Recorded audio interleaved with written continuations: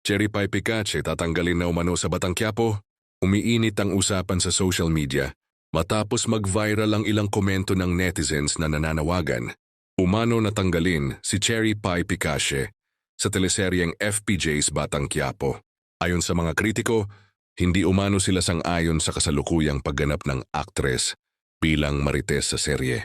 May ilan ding nagsabi na hindi bagay sa kanya ang role o storyline. Ngayon na ibingay sa kanya. Ayon sa nilang netizens, magaling si Cherry Pie, pero parang hindi fit yung character sa kanya. Nakakadistract tuloy sa story, puro iyak na lang.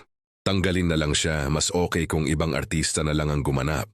Wala pang opisyal na pahayag mula sa kampo ni Cherry Pie Picache o sa produksyon ng Batang Quiapo tungkol sa isyong ito.